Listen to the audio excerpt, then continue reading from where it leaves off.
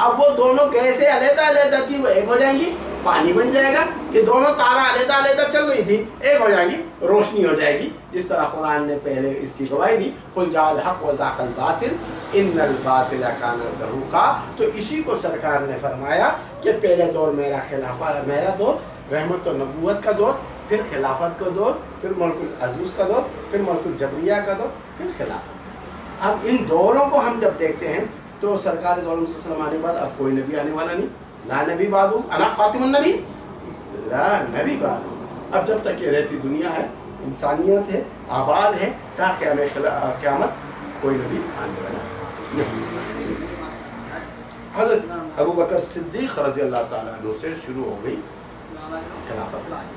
حضرت مولا علی کرم اللہ وجہہ پہ ختم ہوئی.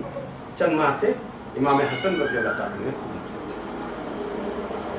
امیر معاویہ سے جو شروع ہو گئی ملک العزوز کا دور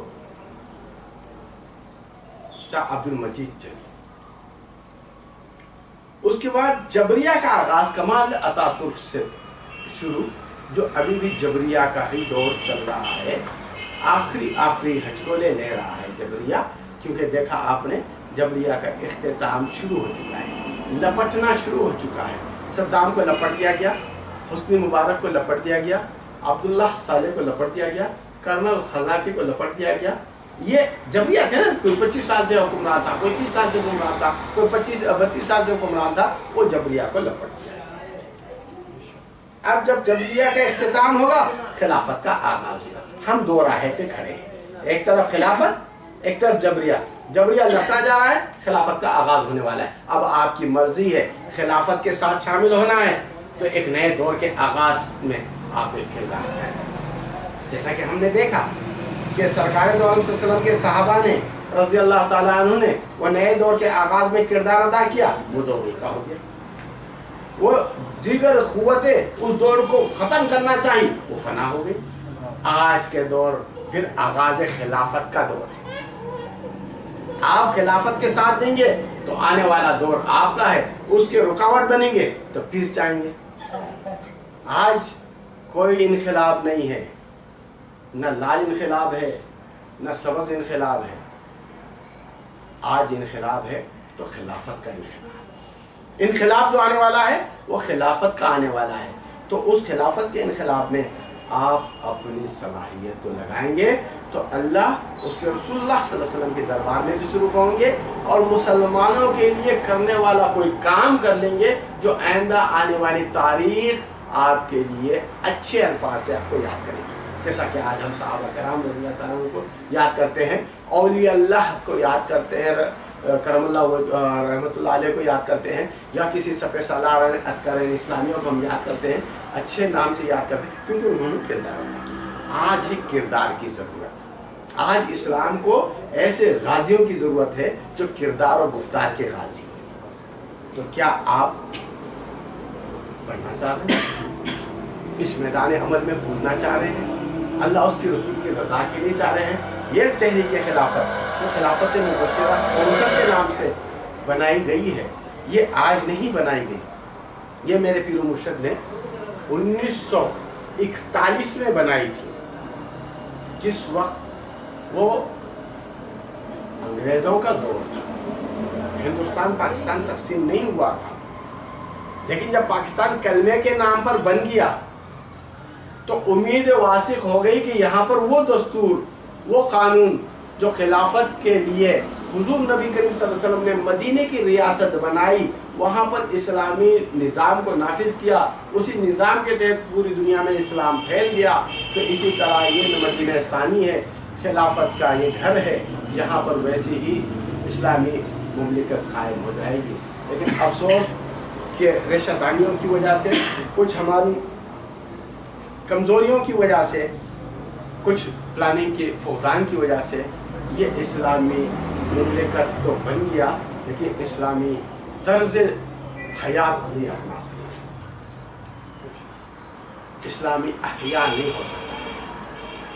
تو اس تمام چیزوں کو دیکھتے ہوئے، پھر احادیث کا بغور مطالعہ کرتے ہوئے، قرآن کی سورہ نور کی آیات کو اپنے لیے رہنما اصول بناتے ہوئے، ہم نے फिर से उसी तसलसल को जो दौर अंग्रेज में एक इस्लाम की निशात सानिया के लिए उस तहरीक पाकिस्तान के हरवल दस्ता के तौर पर काम करने वाली हुकूमतों ने खिलाफत के मंशूर को लेकर हमारे बुजुर्ग जो उठे थे, उसी को लेकर आज फिर हम मैदान अमल में आए हैं और आपको दावत देते हैं कि खिलाफत मुबशरा कौंसल के प्लेटफार्म को आप परखो। इससे पहले आपने बहुत से प्लेटफार्म को देखा है जो मुख्तलिफ मफादात के लिए लोगों को इस्तेमाल करे हैं, लेकिन आज अल्हम्दुलिल्लाह हमारा न कोई सियासी मफादात है, न फिर क़वानीत से हमारा कोई ताल्लुक़ है, न किसी से तआस्सुब है, बल्कि हम उम्मत मुस्लिमा का इज्तिमा चाहते हैं, तमाम को एक प्लेटफार्म पे लाना चाहते हैं। हर एक के लिए हमारा एक प्लेटफार्म खुला है और इस प्लेटफार्म के ज़रिए से उम्मत को एक करो, आने वाले चैलेंज का मुकाबला करने के लिए एकमत हो जाओ और इस्लाम के अहिया के लिए, खिलाफत के क़याम के लिए हर एक अपनी अपनी सलाहियतों को पेश करें। तो हमारा खिलाफत का जो मंशूर है सादा सीधा मंशूर के नुकात हैं। इस्लाह माशरा यानी माशरती जो बुराइयां हैं उसकी इस्लाह, हर एक अपने अपने इलाके में पहले मैं अपनी कर लूँ, अपने घर की कर लूँ, अपने गली की कर लूँ, यार दोस्तों के साथ मिलकर कि हम एक नई जदीद माशरा को फिर से तश्कील दें जो कि अल्लाह उसके रसूल के अहकामात के तहत ज़िंदगी गुजारे। क्योंकि जब तक कि आपको अल्लाह उसके रसूल का खौफ नहीं होगा आप बुराई से बच ही नहीं सकते। क्योंकि हदीस में आया है बुराई के लिए कोई ऐसी जगह तलाश करो जहाँ दीगर कोई ना हो, दूसरा कोई ना हो।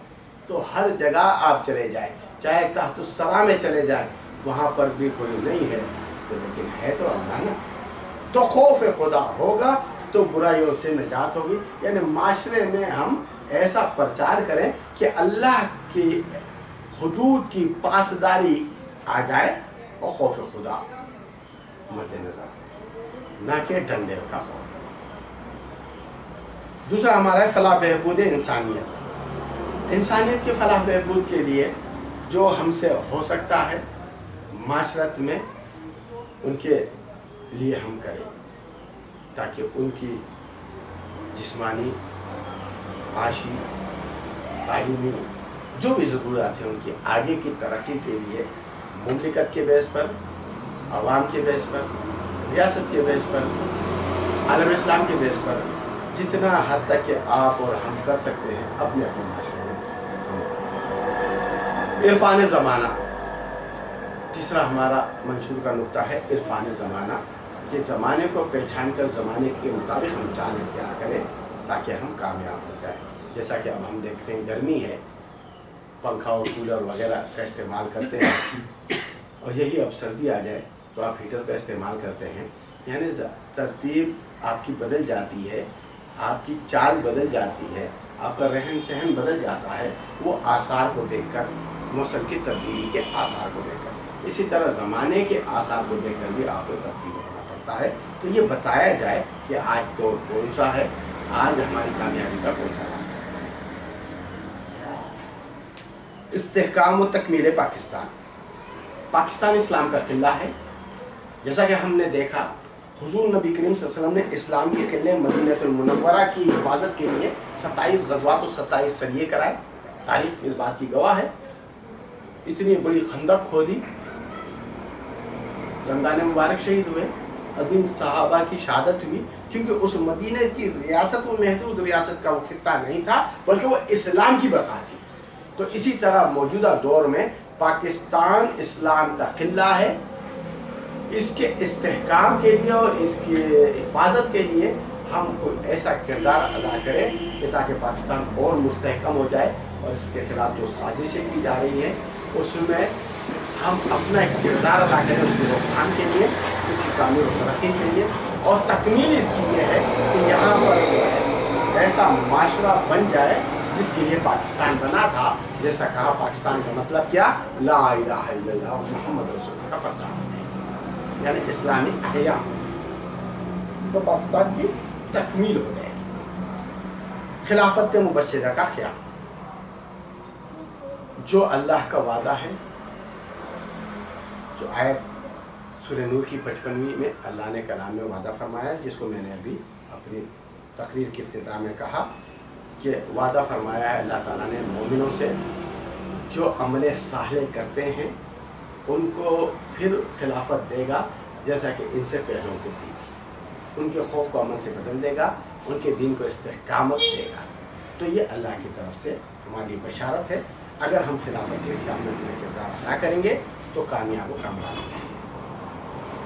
नमाज का क़याम, क्योंकि जब भी कुरान को हम बगौर पढ़ते हैं तो वहाँ पर ये चीज़ें आती हैं, जब अल्लाह का कानून का निफाज हो जाए तो उसमें दो चीज़ें लागू की जा रही है कि वो नमाज का क़याम कराए, ज़कात का इंतज़ाम करे, ताकि अल्लाह की बंदगी भी हो, मखलूक़ खुदा की ज़रूरतों को पूरा भी किया जा सके। तो हमारे पास इसमें है नमाज का क़याम और ज़कात का इंतज़ाम। अगला है अम्र बिल मारूफ और नही अनिल मुनकर का इंसनाम, यानी जो उम्मत मुस्लिमा को ड्यूटी दी है अल्लाह ने अपने कलाम में, कुंतुम खैरा उम्मतिन उखरजत लिन्नास तअमुरूना बिल मारूफ व तनहौना अनिल मुनकर, कि हमने खुरूज करा दिया है।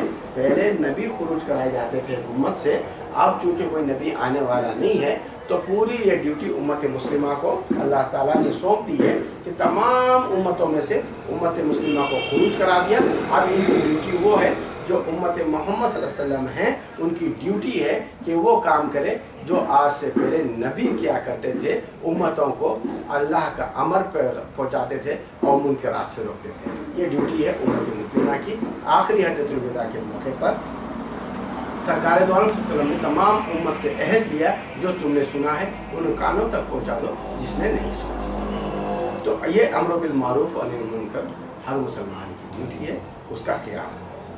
अमन आलम का क़याम, क्योंकि इस्लाम अमन आलम का ज़ामिन है। इस्लाम सलामती से है, अमन से है, प्यार और आश्ती से है। तो जब आप खिलाफत का क़याम हो जाएगा तो दुनिया में अमन का क़याम हो जाएगा। आपने इससे पहले देखा खिलाफत के दौर में कैसा अमन था। वो लोग जो एक छोटी छोटी सी बात पे लड़ते थे, खून खराबे होते थे, वो तमाम चीज़ों का खात्मा हो गया, प्यार सलूक का दौर दोहरा हो गया।